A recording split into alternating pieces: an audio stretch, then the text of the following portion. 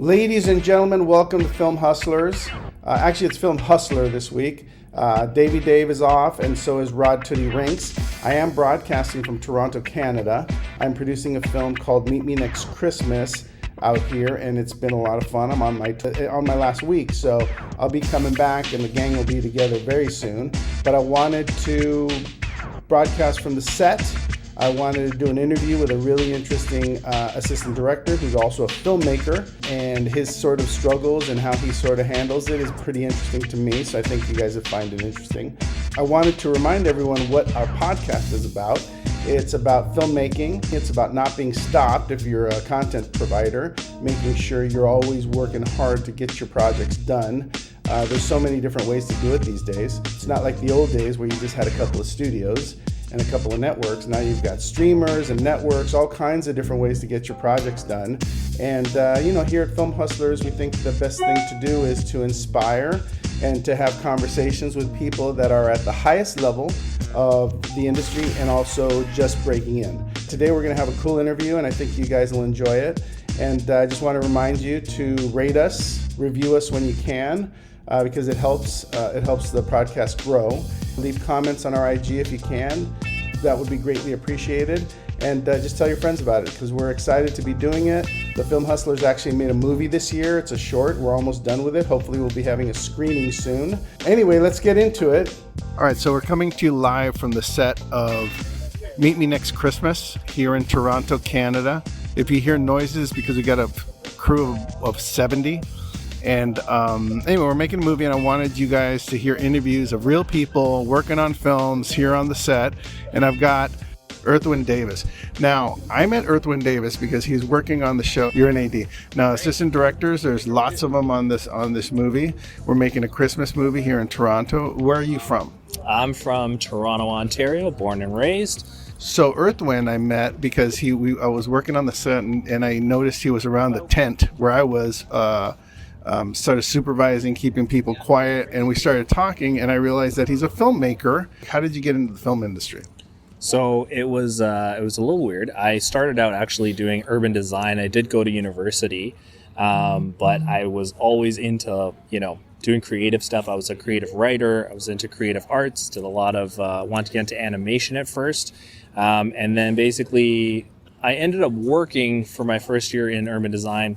Felt like it wasn't for me. I was just not happy with kind of like doing that kind of work. Very first job that I got was at City of Toronto, and they stuck me in policy and research. It was like the worst soul-sucking job I ever had.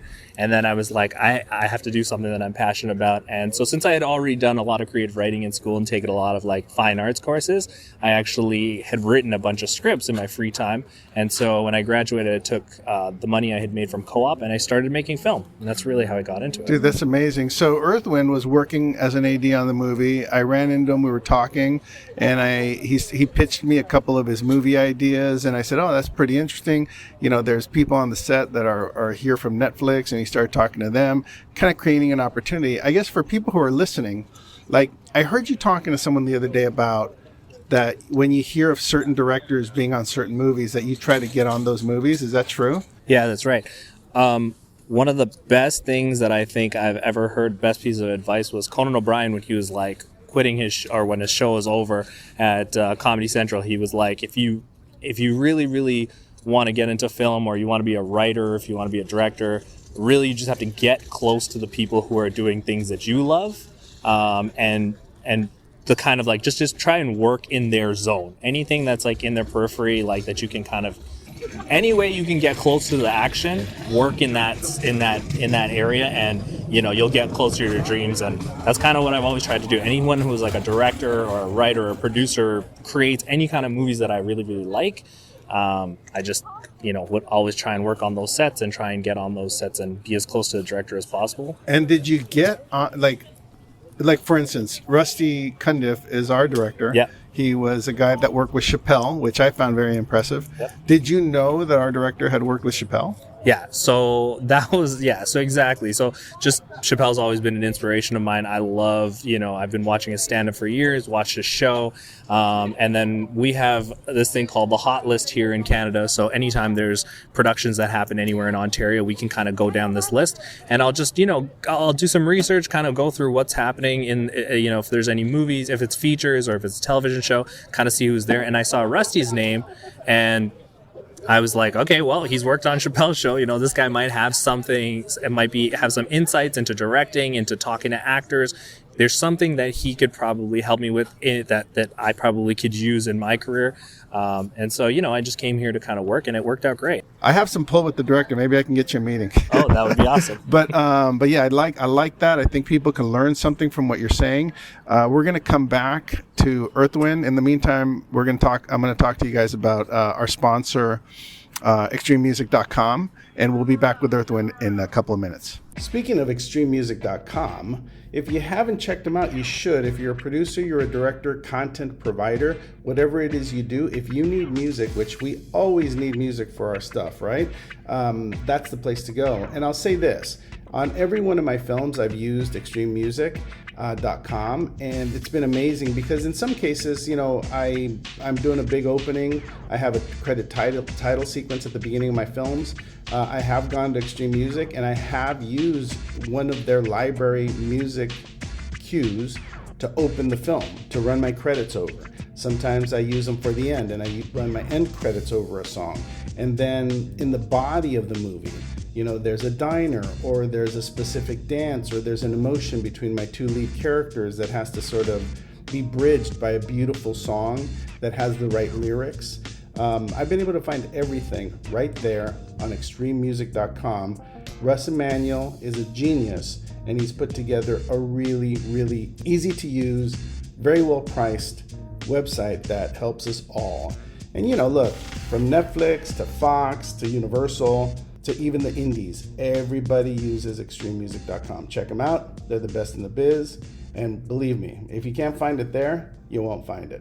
All right, so we're back with Earthwyn. Am I saying your name right, Earthwyn? Yeah, that's right. Where did that come from? Just to let some people listen, like you. That's such a unique name. I want to make sure people understand where it came from. Yeah, so Earthwyn is that's just my name. I was born with it, but it's when you're born, basically, your parents usually tend to take, from my culture, they usually take certain names or letters, sounds that are supposed to be prosperous astrologically, and they kind of put it together, and sometimes they're actual names that exist, and sometimes it's just becomes a name like Earthwyn. No kidding. I mean, it's a cool name. If you think about filmmakers and their names, that's a cool filmmaker name. Yeah, I mean, if you see it on some action movie or some Marvel film, directed by Earthwyn, that's pretty awesome. Yeah, that's my goal is to have a Spike Lee joint. I want to be an original design by Earthwyn. That's awesome.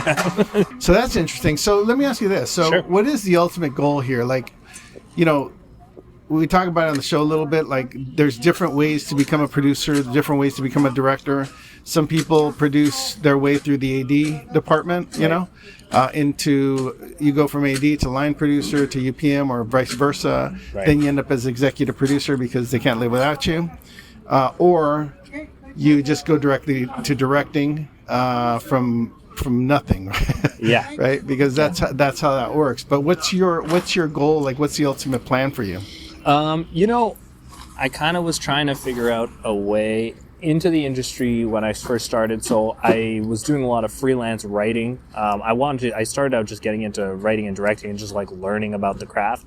But once I got into the union, now that I'm an assistant director, you can kind of aspire to kind of go to the top of assistant directing, in which, I just don't feel like there's enough creativity there in terms of my skills and what I want to do. And it's really just mine is actually in directing and in writing. I feel like when I write, I'm a very visual writer, and my skills are in visual arts. So basically when I see shots, I can imagine the shots. I'm a very imaginative writer. So I feel like one of the things I wanted to perfect before I got into directing was working with actors and like really learning how to talk to them and use the correct language. So I did a lot of research into how to do that. A lot of people said you had to act. I actually worked at a place called Armstrong Acting Studios here in Toronto. A lot of famous Canadian talents, basically that went through the Canadian television circuit,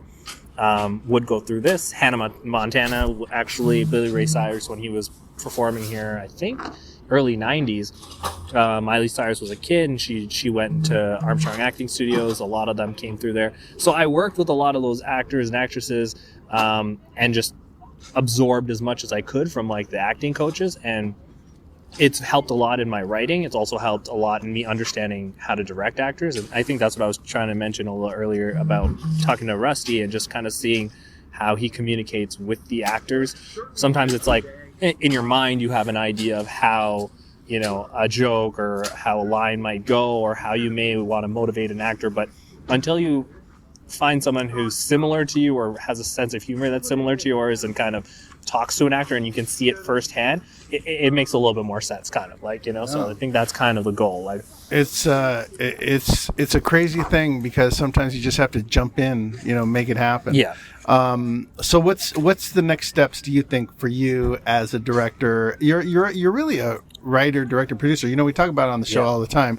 Like there's really no lines. You know, when I was coming up in producing, you had to pick producing or directing. You had to pick one of them. Right. Because there wasn't a lot of people doing everything, and now it's all about content. Yeah. So it doesn't really matter if you're directing or producing or doing all that stuff. Yeah. So there's a value to being able to do it all. So for you, what's your next step? Like, are you going to be writing and presenting those scripts? Are you going to be raising your own money? Like, what's the plan? Yeah. So I spent a little bit of time, actually, you know, when I was first doing it, like I said, it was all about, you know, being a slash producer, just putting together everything, writing your stuff, casting your stuff, like shooting your movies, like making the movies was pretty much my formal education. Like I had to get out there, write my scripts, produce my scripts. I had to see it happen, see it all come together to really get an understanding of directing.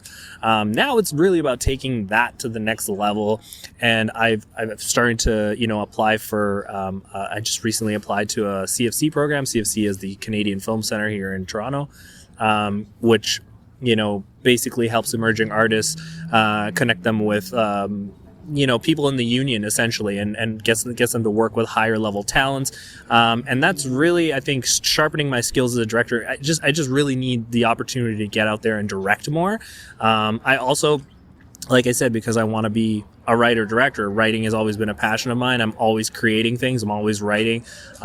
So yeah, pitching those scripts and seeing if, you know, I can be attached to those as a writer and a director or just a writer is really where I'm trying to go. It's tough because I didn't have a formal education in this, so like really getting myself out there and talking to as many people as I can and getting as much information has been just, it's been a full-time job. That's been the goal. Well, that is the goal, right? You and I talked a lot about this. It's about sort of pitching yourself and making people believe in your plan, making people believe in what you want to do and what you're writing and your vision as a director, as a producer, as a content creator. Right. So, well, I mean, look, you're doing all the right things. You met me, you met Netflix executives, you met the director, you're making a bunch of connections. I think it's about getting your stuff out and never giving up and always, you know, looking for an opportunity. And I think you're doing that. So thanks for joining me on the show. Really appreciate it.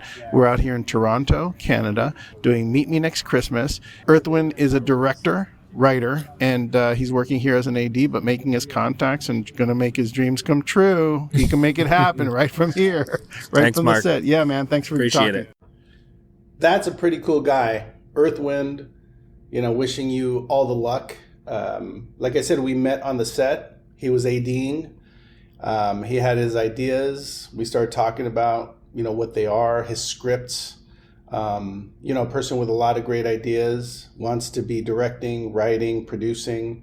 And, you know, that goes for a lot of people on the set. It's not just Earthwyn. It's like, you know, there's people in art department, there's people in camera, there's people working in locations that are filmmakers, assistants that want to be producers, that want to be directors. It's a beautiful thing because everyone has stories that they want to tell, especially if you're on a set. I think you get inspired by movies, you get inspired by executives that come supervise the films and come up with ideas. You get inspired by directors who are doing their thing and communicating with you and giving you advice about how to move into your future. And I think we all have the same goal, and that is to entertain, to come up with great ideas. And, how do you get those made? That's the big question, how do you take an idea and get it to a studio or a streamer or both, or even an investor, and have them believe that you're going to make a good product, and then you make a good product. And then you move on into a career that pays you and puts food on the table for you and your family through film and television and content. I think that's an ongoing conversation that we all are having all the time, is how do you do that? It's weird because I think as I work on movies and TV series and spend my time producing product, and it comes out and people either like it or they don't like it. It's fascinating because I think a lot of times we as filmmakers don't always believe in ourselves 100%. You believe you have a good idea, you pitch it. Maybe your elevator pitch is not great, and an elevator pitch is something that you can tell like in a minute or less. I've had a couple of really good ones, and I keep telling people, I go, you got to practice. You got to practice selling yourself. Investors in film don't always invest in the film or the idea. If they like the idea, that's great, but they love you, right? They love your ideas and where you're going and where your head's at. So as a filmmaker, you have to sell yourself. You have to tell people why what you're doing is great, why what you're doing is clever, why it's going to break through. And investors invest in a person, not always a piece of property or a script. So you have to practice, Sometimes I'm practicing with my friends, I'm practicing my pitch on them, and they'll turn around, they'll say like, are you pitching me something? And I am, sometimes I'll get so used to practicing my pitches that I'm just having lunch with someone and, I'll start talking about a project, or I'll start talking about something I want to do, and I'm seeing what the response is going to be to my pitch. And that's an important part of being ready for when you go into someone's office to pitch them an idea, or when you go to lunch with an investor to pitch him an idea or her an idea, to get them enrolled in who you are as a filmmaker, as a content creator. That's a practice thing. It doesn't just happen. A good example of getting phone calls back or getting someone to tell their bosses about your idea is getting that really sharp pitch together. I've had a couple of them in the past that have really worked well for me. Like, I'll give you an example.